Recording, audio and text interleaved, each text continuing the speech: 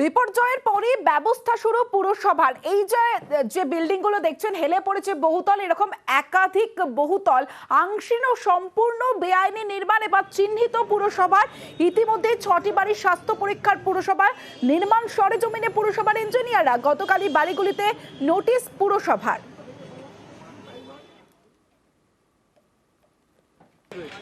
এটা তো মনে হচ্ছে আমার কি যখন থেকে রেডি হয়েছে বিল্ডিংটা এইভাবেই পড়ে হয়েছে, সেটে গেছে। কিন্তু তাও কত হবে, অনেক হলে 4-5 মাস হবে, এইভাবে বেশি হবে না। এই পাড়ার মধ্যেও আছে এমনি একটা গর্ত করেছে, বিল্ডিংটাকে খুলেছে, ছাতেটা ভেঙেছে গোল করে, ভেঙে তারপর ছেড়ে দিল। ওইটা ভিতরে যদি যান আপনারা দেখবেন পুরো বিল্ডিংটা ব্যান্ড হয়ে গেছে পুরো এইভাবে। আসছে ওরা এসে ঘুরে ঘুরে চলে যাচ্ছে, কিছু বলার নেই। তারপরে ওইভাবে গেছে, পড়ে যেতে পারবে, দেখছেন না এরকম হয়েছে। এখন ঠিক করলে কবে কি হবে কোনো জানি না, আবার লোক মরবে। এখন ঠিক না করলে আবার লোক মরবে।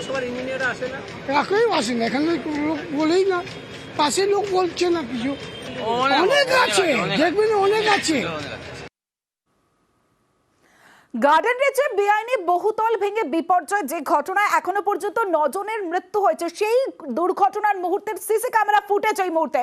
বহুতল ভেঙে পড়ার মুহূর্তের ছবি দেখাচ্ছে আপনাদের, যে ঘটনায় 9 জনের মৃত্যু। রবিবার ঠিক রাত 11:45 মুহূর্তে ভেঙে পড়ে বহুতল। নির্মীয়মান বহুতল ভেঙে পড়ার মুহূর্তের সিসি ক্যামেরা ফুটেজ দেখাচ্ছি আপনাদের, যেখানে 9 জনের মৃত্যু, আহত বহু। এখনো পর্যন্ত উদ্ধার কাজ চলছে, মনে করা হচ্ছে এখনো কারণ আটকে থাকার আশঙ্কা রয়েছে।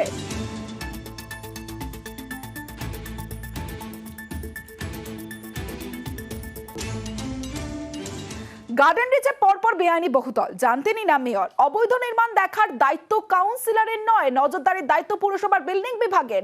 ফের দাবি মেয়র ও পুরমন্ত্রী ফিরহাদ হাকিমের। ইল্লিগাল বিল্ডিং এর দরকার হয় না। এখন যা সরকার ফেসিলিটি দিচ্ছে, আমরা সব বস্তিতে যাদের ক্ষমতা নেই বাড়ি করা, তাদের জন্য বাংলার বাড়ি হচ্ছে, তাতে ভাড়াটেরাও থাকছে, বাড়িওয়ালাও থাকছে। তো এটা কেন ওখানে হচ্ছে আমি এখনো বুঝতে পারছি না, যদি নিজেরা না করতে পারে। এটা দুর্ভাগ্য। কাউন্সিলর না, দেখার কথা বিল্ডিং ডিপার্টমেন্টের। যদি ধরুন আমি কাউন্সিলরকে ছেড়েই দিলাম, বিল্ডিং ডিপার্টমেন্ট যাদের আধিকারিক, যারা মাইনে পায়, তাদের দেখার কথা। 23 সাল 21 সাল থেকে আমি বারবার করে কোয়েশ্চন করেছি, ইলিগাল বন্ধ করুন, বন্ধ করুন।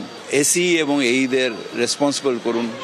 একদম যদি শুরুর থেকে যখন ভিত তৈরি করছে তখন দিয়ে যদি গিয়ে আমরা করতে পারি, কারণ একটা বিল্ডিং রাতারাতি তো দাঁড়ায় না।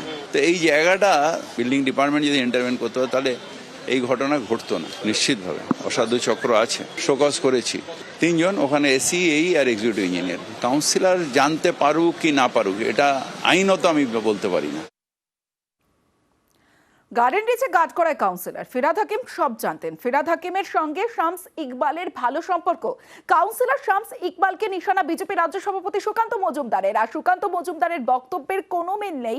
বেআইনি নির্মাণ রুখতে কড়া প্রশাসন। বিগত কয়েক বছরে পুরসভা অনেক বেআইনি নির্মাণ ভেঙেছে।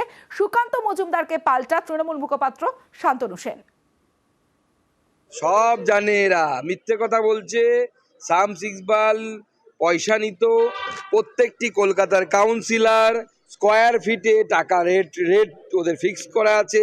ফিরহাদ হাকিম সাহেব সব জানতেন। ফিরহাদ হাকিম সাহেবের সাথে শামস ইকবালের সম্পর্ক। 3-4 দিন আগে শামস ইকবাল 3 কোটি টাকা দিয়ে বিদেশি গাড়ি কেনে। আমার কাছে ছবি আছে সেই গাড়ির, যে গাড়ি কেনার কথা আমরা জীবনেও ভাবতে পারবো না। সমস্ত কিছু জানে তারা। সুকান্ত মজুমদার যেটা বলেছেন তার সাথে বাস্তবের কোনো মিল নেই। প্রথম কথা, আমাদের মেয়র ফিরহাদ হাকিম পরিষ্কার করে বলেছেন বেআইনি নির্মাণ হচ্ছে কি না হচ্ছে সেটা দেখে প্রশাসন। আর দ্বিতীয় কথা, প্রশাসনের নজরে এলে প্রশাসন চুপ করে বসে থাকে, সেটা সর্বৈব মিথ্যা। তার কারণ কলকাতা পৌরসভা বিগত কয়েক বছরে বহু বেআইনি বাড়ি ভেঙেছে, ভাঙার নোটিশ দিয়েছে, এবং আমাদের নেত্রী মমতা বন্দ্যোপাধ্যায় এ বিষয়ে কড়া পদক্ষেপ নিয়েছেন, এখনো নিচ্ছেন, ভবিষ্যতেও নেবেন।